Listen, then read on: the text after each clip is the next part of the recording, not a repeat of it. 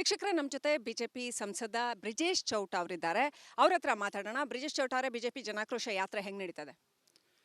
ಜನರ ಆಕ್ರೋಶಕ್ಕೆ, ಜನರ ನೋವಿಗೆ ಬಿಜೆಪಿ ಈ ಒಂದು ವೇದಿಕೆಯನ್ನು ಸೃಷ್ಟಿ ಮಾಡಿಸಿಕೊಟ್ಟಿದೆ. ನಾನು ನಿಜವಾಗಿ ಹೇಳಬೇಕಾದ್ರೆ ಈ ಜನಾಕ್ರೋಶ ಯಾತ್ರೆಗೆ ಮೂಲ ಕಾರಣ ಕರ್ನಾಟಕದ ಜನರು. ಕಳೆದ 1.5 ವರ್ಷದಲ್ಲಿ ಯಾವ ರೀತಿ ಸಿದ್ದರಾಮಯ್ಯ ನೇತೃತ್ವದ ಸರ್ಕಾರ ಆಡಳಿತವನ್ನು ಮಾಡ್ತಾ ಇದೆ ಅನ್ನುವಂಥದ್ದನ್ನು ನೋಡಿದರೆ we are force to do this. ನಿನ್ನೆ ಅಷ್ಟೇ ಬಸವರಾಜ ರಾಯರೆಡ್ಡಿ ಅವರು ಭ್ರಷ್ಟಾಚಾರ ಎಲ್ಲ ಸರ್ಕಾರಗಳಲ್ಲೂ ಇದೆ ಅನ್ನೋದನ್ನ ಹೇಳಿದ್ದಾರೆ. ಆಮೇಲೆ ಇನ್ನೊಂದು ಆರೋಪ ಕೇಳಿ ಬರ್ತಾ ಇದೆ, ನಿಮ್ಮ ಸರ್ಕಾರವನ್ನ 40% ಕಮಿಷನ್ ಸರ್ಕಾರ PCM ಎಲ್ಲ ಮಾಡಿ ಬೀಳ್ಸಿದ್ರು. ಈಗ ಅವ್ರದ್ದು 60% ಕಮಿಷನ್ ಅಂತ ಗುತ್ತಿಗೆದಾರರೇ ಆರೋಪ ಮಾಡಿದ್ದಾರೆ.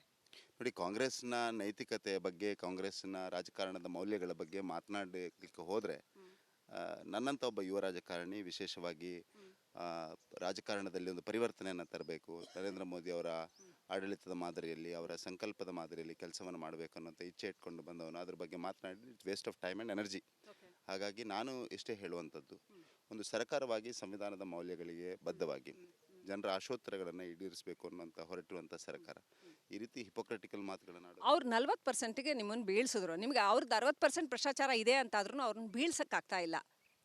ನೋಡಿ, ಬೀಳಿಸುವ ಪ್ರಕ್ರಿಯೆ ಅದು ನಡೀತಾ ಇದೆ. ಜನರ ಆಕ್ರೋಶಕ್ಕೆ ನಾವು ಒಂದು ವೇದಿಕೆ ಆಗಿದ್ದೇವೆ. ಜನರ ಬೀಳ್ಸೋದು ಅಂದ್ರೆ ನಾನು ಪ್ರಜಾಪ್ರಭುತ್ವವಾಗಿ ಬಂದಿರತಕ್ಕಂಥ ಒಂದು ಮೆಜಾರಿಟಿ ಗೌರ್ಮೆಂಟ್ ಬೀಳಿಸ್ಬೇಕು ಅಂತ ನಾನು ಹೇಳ್ತಾ ಇಲ್ಲ. ತಪ್ಪು ಎಲ್ಲಿದ್ರೂ ತಪ್ಪೇ. ಅವರು ಜನರ ದುಡ್ಡು ತಿನ್ನೋರು ಮನೆಗೆ ಹೋಗ್ಬೇಕು, ಜನರ ದುಡ್ಡು ತಿನ್ನೋರು ಆಡಳಿತಕ್ಕೆ ಅರ್ಹ ವ್ಯಕ್ತಿಗಳ. ನಾನು ಅದೇ ಹೇಳಿದ್ದು, ಕಳೆದ 1.5 ವರ್ಷದಲ್ಲಿ ಭಾರತೀಯ ಜನತಾ ಪಾರ್ಟಿ ಅವರೆಲ್ಲ ಭ್ರಷ್ಟಾಚಾರಗಳನ್ನು, ಅವರ ಆಡಳಿತದ ವೈಫಲ್ಯಗಳನ್ನು ಜನರ ಮುಂದೆ ಇಡ್ತಾ ಹೋಗ್ತಾ ಇದೆ. ಆದರೆ ಈ ಸರ್ಕಾರಕ್ಕೆ ನಾನು ಕಳೆದ ಸ್ವಾತಂತ್ರ್ಯೋತ್ತರದ ಇತಿಹಾಸದಲ್ಲಿ ಪ್ರಾಯಶಃ ಕರ್ನಾಟಕದಲ್ಲಿ ನಾಚಿಕೆ ಮಾನ ಮರ್ಯಾದೆ ಇಲ್ಲದೆ ಇರುವಂಥ ಥಿಕ್ ಸ್ಕಿನ್ಡ್ ಸರ್ಕಾರ ಯಾವುದಾದ್ರೂ ಒಂದು ಬಂದಿದ್ರೆ ದಿಸ್ ಇಸ್ ದ ಮಾಡೆಲ್. ಇದು ಮುಂದೆ ಬರುತ್ತಾ, ಹಿಂದೆ ಆಗಿದೆಯಾ ಅಂತ ನನಗೆ ಗೊತ್ತಿಲ್ಲ. ಖಂಡಿತವಾಗಿಯೂ ಮುಂದೆ ಬರಬಾರ್ದು ಅನ್ನುವಂಥ ಆಶಯ. ಬ್ರಿಜೇಶ್ ಚೌಟ ಅವರಂತ ಒಬ್ಬ ವ್ಯಕ್ತಿಗೆ ಕೇಳಲೇಬೇಕಾದಂಥ ಪ್ರಶ್ನೆ, ಯಾಕಂತಂದ್ರೆ ಯುವ ರಾಜಕಾರಣಿಗಳಿಗೆ, ಅವ್ರಿಗೆ ಹಿಂದಿನ ರಾಜಕಾರಣಿಗಳು ಮಾದರಿ. ಅವ್ರು ನೋಡ್ತಾ ನೋಡ್ತಾ ಕಲಿತಾ ಹೋಗ್ತಾರೆ. ಯಾಕಂದ್ರೆ ಸರ್ವೈವಲ್ ಅಲ್ಟಿಮೇಟ್ಲಿ ನೀವು ಇರಬೇಕಲ್ಲ ಪಾಲಿಟಿಕ್ಸ್ ಅಲ್ಲಿ ಅಂತ.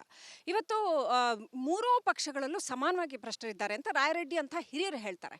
ಸೊ ನೀವು ಹೇಗೆ ನೋಡ್ತೀರಿ ಅದನ್ನ? ಇದು ನೈರಾಶ್ಯವನ್ನ ಹುಟ್ಟು ಹಾಕತ್ತಾ ಅಥವಾ ಇಲ್ಲ ಇದನ್ನ ಸರಿ ಮಾಡ್ಬೋದು ಅಂತ ಅನ್ಸತ್ತಾ? ಎಲ್ಲ ಕಡೆ ಇದೆ ಭ್ರಷ್ಟಾಚಾರ, whether you say it out or not. ನೋಡಿ, ಕಳೆದ 10 ವರ್ಷದಲ್ಲಿ ಸನ್ಮಾನ್ಯ ಪ್ರಧಾನಮಂತ್ರಿ ನರೇಂದ್ರ ಮೋದಿ ಅವರು ಬಂದ ಮೇಲೆ ಈ ವ್ಯವಸ್ಥೆಯ ಮಧ್ಯೆ ಕೂಡ ಒಂದು ಆಶಾಕಿರಣವರೆಗೆ ಅವರು ಹೊರಹೊಮ್ಮಿದ್ದಾರೆ.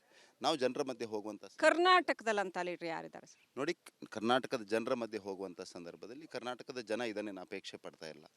It is a small coterie of people who are trying to project this. ಕರ್ನಾಟಕದ ರಾಜಕಾರಣ ಹಣದ ರಾಜಕಾರಣ, ಕರ್ನಾಟಕದ ರಾಜಕಾರಣ ಭ್ರಷ್ಟ ವ್ಯವಸ್ಥೆಯ ರಾಜಕಾರಣ ಅಂತ ಹೇಳಿಕೊಂಡು ಕರ್ನಾಟಕದ ಮಾನ ಮರ್ಯಾದೆಯನ್ನು ಹರಾಜಾಗ್ತಾ ಇರುವಂಥವ್ರು ಕಾಂಗ್ರೆಸ್ನವರು. ಆ ರೀತಿಯ ರಾಜಕಾರಣ ಕರ್ನಾಟಕದಲ್ಲಿ ಇಲ್ಲ. ಬಿಜೆಪಿಯ ಬಗ್ಗೆ ಒಂದು ಆರೋಪವನ್ನು ಮಾಡಿದ್ರು, ಬಿಜೆಪಿಯ ಬಗ್ಗೆ ಆರೋಪವನ್ನು ಮಾಡಿ ಕಳೆದ 1.5 ವರ್ಷದಲ್ಲಿ ಏನು ಮಾಡ್ತಾ ಇದ್ದಾರೆ? Who is stopping them from bringing it to a logical end? ಕಳೆದ 1.5 ವರ್ಷದಲ್ಲಿ ಸಿದ್ದರಾಮಯ್ಯ ನೇತೃತ್ವದ ಸರ್ಕಾರ ಮಾಡಿದ್ದೇನೆಂದರೆ ಮೂಡಾ ಹಗರಣವನ್ನು ಫೋಕಸ್ ಕೊಟ್ಟು ತನಿಖೆ ಮಾಡಿ ಅವರೇ ಕ್ಲೀನ್ ಚಿಟ್ ಕೊಡುವಂಥ ಕೆಲಸವನ್ನು ಮಾಡಿದ್ದಾರೆ ಬಿಟ್ಟರೆ ಬೇರೇನೂ ಕೆಲಸವನ್ನು ಅವ್ರು ಮಾಡಲಿಲ್ಲ. ಅವರು 40% ಅಲಿಗೇಷನನ್ನು BJP ಮುಂದೆ ಮಾಡಿದರೆ 1.5 ವರ್ಷದಲ್ಲಿ ಅದನ್ನು ಇತ್ಯರ್ಥ ಮಾಡಲಿ. ನಮ್ಮ 10 ವರ್ಷದ ಸರ್ಕಾರದಲ್ಲಿ ಕೇಂದ್ರದಲ್ಲಿ ಯಾರ್ಯಾರ ಮೇಲೆ ಆರೋಪ ಇದೆಯಾ ಅವರೆಲ್ಲ ಕೇಜ್ರಿವಾಲ್ ಜೈಲಿಗೆ ಹೋಗಿ ವಾಪಸ್ ಬಂದಿದ್ದಾರೆ. ಬಿಜೆಪಿ ಅಂತಂದ್ರೆ ಸಿದ್ಧಾಂತದ ಪಕ್ಷ, ಅದರಲ್ಲಿ ಸಿದ್ಧಾಂತ ಬಹಳ ಪ್ರಮುಖವಾದಂಥ ರೋಲ್ನ ಪ್ಲೇ ಮಾಡುತ್ತೆ. ಸೊ ಯತ್ನಾಳ್ ಅಂಥವ್ರನ್ನ ಪಕ್ಷದಿಂದ ಉಚ್ಚಾಟನೆ ಮಾಡಿದಾಗ ನೀವು ಹೇಗೆ ನೋಡ್ತೀರ? ನೋಡಿ, ಭಾರತೀಯ Janata party is a party with the difference. ಅದನ್ನು ಪ್ರತಿ ಬಾರಿಯೂ ನಾವು ನಿರೂಪಿಸ್ತಾ ಬಂದಿದ್ದೇವೆ. ಈ ಪಾರ್ಟಿಗೆ ಒಂದು ಸಿದ್ಧಾಂತ ಇದೆ, ಈ ಪಾರ್ಟಿಗೆ ಒಂದು ಶಿಸ್ತಿದೆ, ಈ ಪಾರ್ಟಿಗೆ ಒಂದು ಚೌಕಟ್ಟಿದೆ. ಪ್ರಾಯಶಃ ನನ್ನಂಥ ಒಬ್ಬ ಸೈನಿಕನಿಗೆ ಈ ಪಾರ್ಟಿ ಆಕರ್ಷಣೆ ಕೇಂದ್ರವಾಗಿರಬೇಕಾದ್ರೆ it is because of the ಶಿಸ್ತು. ಆ ಶಿಸ್ತಿನ ಎಲ್ಲೆಯನ್ನು ಮೀರಿದಂಥ ಸಂದರ್ಭದಲ್ಲಿ ನಮ್ಮ ಕೇಂದ್ರ ನಾಯಕತ್ವ ಸಮಯಕ್ಕೆ ಸಂದರ್ಭಕ್ಕೆ ನೋಡಿಕೊಂಡು ನಿರ್ಣಯಗಳನ್ನು ತೆಗೆದುಕೊಳ್ತಾ ಆ ನಿರ್ಣಯಕ್ಕೆ ಈ ಪಾರ್ಟಿ ಎಲ್ಲ ಕಾರ್ಯಕರ್ತರು ಅವ್ರು ವಾಪಸ್ ಬರಬೇಕಾ ಪಕ್ಷಕ್ಕೆ? ಪಾರ್ಟಿಯ ಲೀಡರ್ಶಿಪ್ ಅದನ್ನು ಯೋಚನೆ ಮಾಡ್ತದೆ. ನಾನು ಅದರ ಬಗ್ಗೆ ಕಮೆಂಟ್ ಮಾಡುವಷ್ಟು ದೊಡ್ಡವನೂ ಅಲ್ಲ. ನಾನೊಬ್ಬ ಸಾಮಾನ್ಯ ಕಾರ್ಯಕರ್ತನಾಗಿ ಇಷ್ಟು ಮಾತ್ರ ಹೇಳೋದು, ಸಿದ್ಧಾಂತ, ಶಿಸ್ತು ಮತ್ತು ಪಾರ್ಟಿಯ ಚೌಕಟ್ಟು ಮತ್ತು ಕಾರ್ಯಪದ್ಧತಿಯನ್ನು ಮೀರಿ ಯಾರಿಗೂ ಹೋಗುವಂಥ ಅವಕಾಶ ಈ ಪಾರ್ಟಿ ಇವತ್ತಿಗೆ ಕೊಟ್ಟಿಲ್ಲ, ಇನ್ನು ಮುಂದೆ ಕೊಡೋದಿಲ್ಲ. ಓಕೆ, ಕೊನೆಯದಾಗಿ ಬಿಜೆಪಿನಲ್ಲಿ ಮೊದಲಿನಷ್ಟು ಸಿದ್ಧಾಂತದ ವಿಚಾರವಾಗಿ ಗಟ್ಟಿತನ ಉಳ್ಕೊಂಡಿದೆಯಾ? ಕಾರ್ಯಕರ್ತರಿಗೆ ಆ ಒಂದು ಹೋಪ್ ಇದೆಯಾ? ಸದಾ ಇದೆ ಹೋಪ್. ಆ ಹೋಪಿನ ಕಾರಣಕ್ಕೆ ಜನಾಕ್ರೋಶ ಯಾತ್ರೆಗೆ ನಿನ್ನೆ ಮಂಗಳೂರಿನಲ್ಲಿ ಆ ರೀತಿಯ ಒಂದು ಪ್ರತಿಸ್ಪಂದನೆ ಸಿಕ್ಕಿದೆ. ಮಂಗಳೂರಿನ ಸ್ಪಂದನೆಯನ್ನು ನೀವು ನೋಡಿದರೆ ವಿಜೇಂದ್ರ ಅವರು ಇನ್ನಷ್ಟು ಹುಮ್ಮಸ್ಸು ಹುರುಪಿನಿಂದ ಈ ಯಾತ್ರೆ ಮುಂದಕ್ಕೆ ಹೋಗ್ತದೆ. ಮುಂದೆ ಹೋಗ್ತಾ ಹೋಗ್ತಾ ಪ್ರಾಯಶಃ Congress it is beginning of the end of Congress. 4% ಮೀಸಲಾತಿ ಬಗ್ಗೆ ಜನರ ಮುಸ್ಲಿಮರ ವಿಚಾರದಲ್ಲಿ ಗುತ್ತಿಗೆದಾರರಿಗೆ 4% ಮೀಸಲಾತಿ, ನಿಮ್ಮ ಅಭಿಪ್ರಾಯ? ಇದರ ಬಗ್ಗೆ ಅಭಿಪ್ರಾಯ ಏನು ಹೇಳೋದು? ಸಂವಿಧಾನದ ಮೌಲ್ಯಗಳಿಗೆ ವಿರುದ್ಧವಾಗಿರುವಂಥದ್ದು. ಈ ಸರ್ಕಾರ, ನಾನಾಗಲೇ ಹೇಳಿದ ಹಾಗೆ, ನಾಚಿಗೆ ಮಾನ ಮರ್ಯಾದೆ ಎಲ್ಲವನ್ನೂ ಬಿಟ್ಟಿದೆ. ಇಲ್ಲದಿದ್ದರೆ 4% ರಿಸರ್ವೇಷನನ್ನು ಮುಸಲ್ಮಾನರಿಗೆ ಧರ್ಮದ ಆಧಾರದಲ್ಲಿ ಕೊಡುವಂಥ ಒಂದು ಪ್ರಯತ್ನ ಮಾಡಲಿಕ್ಕೆ ಹೊರಟಿರುವಂಥದ್ದೇ ಅಕ್ಷಮ್ಯ ಅಪರಾಧ. ಹಾಗಾಗಿ ಇದರ ಬಗ್ಗೆ ಮಾತನಾಡಲಿಕ್ಕೇನಿಲ್ಲ. I feel we should go to the court and get it to a logic. Will you we should go. I will talk to the state president also. ನಮ್ಮ ರಾಜ್ಯದ ನಾಯಕತ್ವ, ಪಾರ್ಟಿ ಲೀಡರ್ಶಿಪ್ ಏನು ನಿರ್ಣಯಗಳನ್ನು ತೆಗೆದುಕೊಳ್ತಾರೆ, ನಾವು ಕೋರ್ಟಿಗೆ ಹೋಗಿ ಇದನ್ನು ಹಿಂಪಡೆಯುವಂಥ ಪ್ರಯತ್ನವನ್ನು ಮಾಡಬೇಕು. Okay, thank you. ಇದು ಬ್ರಿಜೇಶ್ ಚೌಟ ಅವರ ಹೇಳಿಕೆ ಆಗಿತ್ತು. ಒಟ್ಟಿನಲ್ಲಿ ಮೀಸಲಾತಿ ವಿಚಾರದಲ್ಲಿ ಕೋರ್ಟ್ ಮೆಟ್ಲನ್ನು ಹತ್ತುತ್ತೀವಿ ನಾವು ಅನ್ನೋಂಥ ಮಾತನ್ನ ಹೇಳಿದ್ರು. ವಿಡಿಯೋ ಜರ್ನಲಿಸ್ಟ್ ಮಧು ಜೊತೆ ಶ್ರೀಲಕ್ಷ್ಮಿ ಅಭಿಜಿತ್, ರಿಪಬ್ಲಿಕ್ ಕನ್ನಡ, ಉಡುಪಿ. ವೀಕ್ಷಕರೇ, ನಮ್ಮ ಜೊತೆ ಬಿಜೆಪಿ ಸಂಸದ ಬ್ರಿಜೇಶ್ ಚೌಟ ಅವರಿದ್ದಾರೆ. ಅವ್ರ ಹತ್ರ ಮಾತಾಡೋಣ. ಬ್ರಿಜೇಶ್ ಚೌಟ ಅವರೇ, ಬಿಜೆಪಿ ಜನಾಕ್ರೋಶ ಯಾತ್ರೆ ಹೆಂಗೆ ನಡೀತದೆ? ಜನರ ಆಕ್ರೋಶಕ್ಕೆ, ಜನರ ನೋವಿಗೆ ಬಿಜೆಪಿ ಈ ಒಂದು ವೇದಿಕೆಯನ್ನು ಸೃಷ್ಟಿ ಮಾಡಿಸಿಕೊಟ್ಟಿದೆ. ನಾನು ನಿಜವಾಗಿ ಹೇಳಬೇಕಾದ್ರೆ ಈ ಜನಾಕ್ರೋಶ ಯಾತ್ರೆಗೆ ಮೂಲ ಕಾರಣ ಕರ್ನಾಟಕದ ಜನರು. ಕಳೆದ 1.5 ವರ್ಷದಲ್ಲಿ ಯಾವ ರೀತಿ ಸಿದ್ದರಾಮಯ್ಯ ನೇತೃತ್ವದ ಸರ್ಕಾರ ಆಡಳಿತವನ್ನು ಮಾಡ್ತಾ ಇದೆ ಅನ್ನುವಂಥದ್ದನ್ನು ನೋಡಿದರೆ we are force to do this. ನಿನ್ನೆ ಅಷ್ಟೇ ಬಸವರಾಜ ರಾಯರೆಡ್ಡಿ ಅವರು ಭ್ರಷ್ಟಾಚಾರ ಎಲ್ಲ ಸರ್ಕಾರಗಳಲ್ಲೂ ಇದೆ ಅನ್ನೋದನ್ನ ಹೇಳಿದ್ದಾರೆ. ಆಮೇಲೆ ಇನ್ನೊಂದು ಆರೋಪ ಕೇಳಿ ಬರ್ತಾ ಇದೆ, ನಿಮ್ಮ ಸರ್ಕಾರವನ್ನ 40% ಕಮಿಷನ್ ಸರ್ಕಾರ ಪೇ ಸಿ ಎಂ ಎಲ್ಲ ಮಾಡಿ ಬೀಳ್ಸಿದ್ರು. ಈಗ ಅವ್ರದ್ದು 60% ಕಮಿಷನ್ನು ಅಂತ ಗುತ್ತಿಗೆದಾರರೇ ಆರೋಪ ಮಾಡಿದ್ದಾರೆ.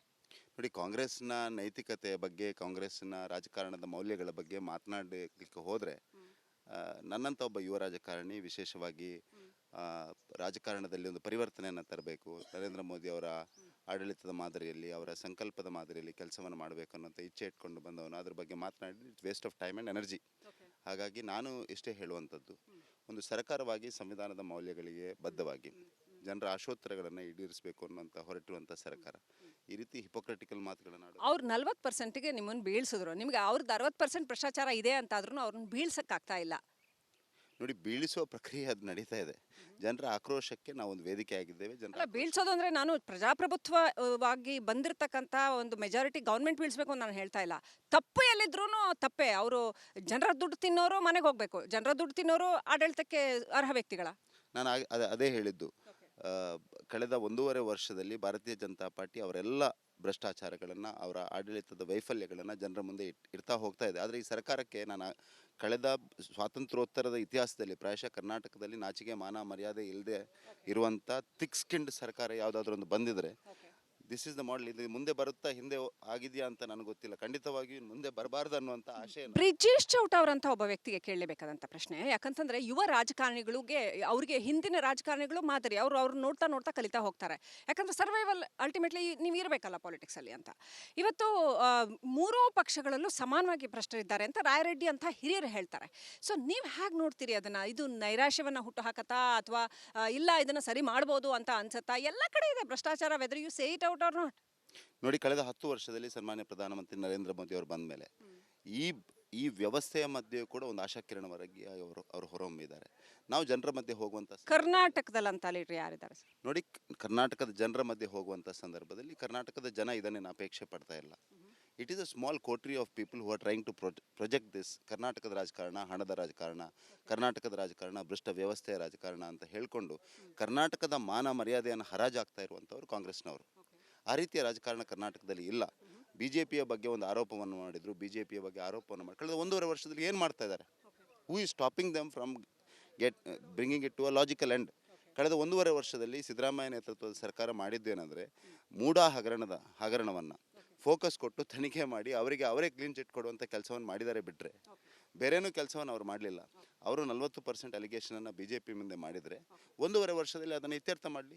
ನಮ್ಮ 10 ವರ್ಷದ ಸರ್ಕಾರದಲ್ಲಿ ಕೇಂದ್ರದಲ್ಲಿ ಯಾರ್ಯಾರ ಮೇಲೆ ಆರೋಪ ಇದೆಯಾ ಅವರೆಲ್ಲ ಕೇಜ್ರಿವಾಲ್ ಜೈಲಿಗೆ ಹೋಗಿ ವಾಪಸ್ ಬಂದಿದ್ದಾರೆ.